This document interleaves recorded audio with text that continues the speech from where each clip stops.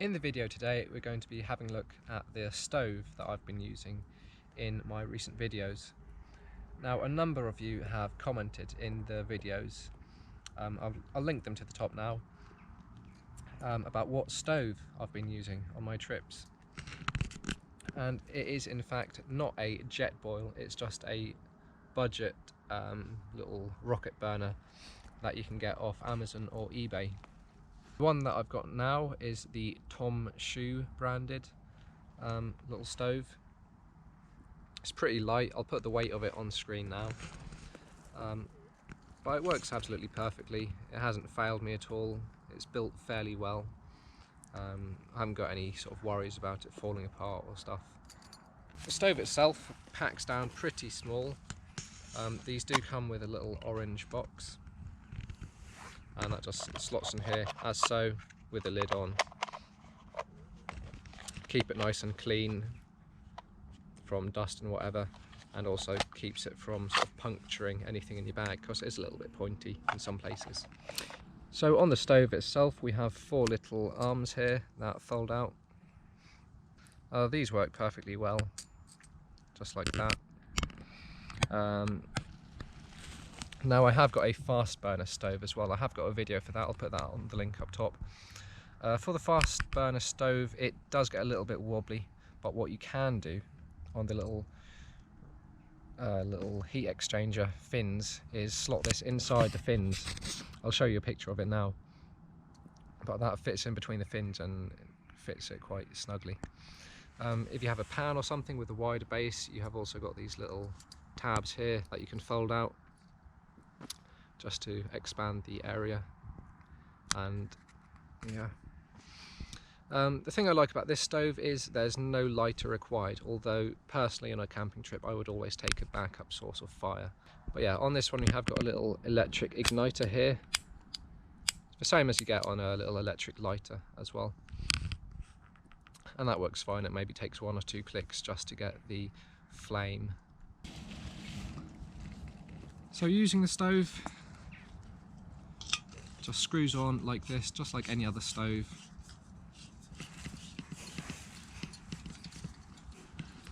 As so. Get it nice and tight. Now I have found that with the stove, especially on colder nights, when it is burning, the flame does tend to die down slightly, and you do have to just grab this knurled area here and just tighten it up a little bit just to get that good seal. Why that is I'm not entirely sure, whether the can cools down and just loosens off a little bit, but yeah, during operation you do have to constantly, or not constantly, but you do have to occasionally just tighten that knurling. But yeah, operating the stove itself, turn the little valve there, you can hear the gas flowing out, press the igniter, and there we go, burning like that, nice and hot.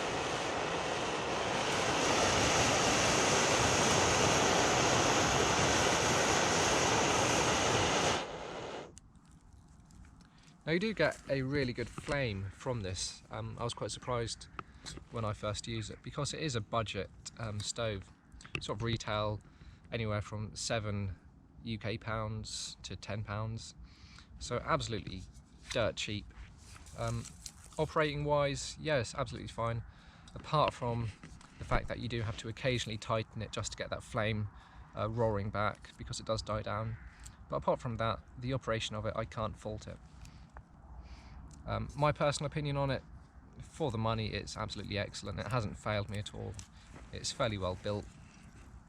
It is a little bit loud, but that's the same with all rocket stoves. The Jetboil stoves are also loud. It's just the way they work.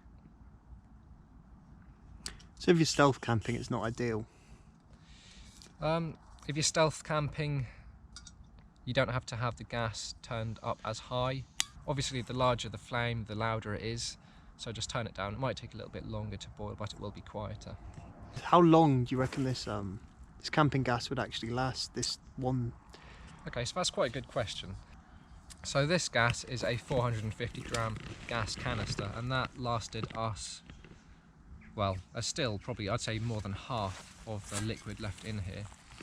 And we have used it previously. How many weeks would you say we've used it for?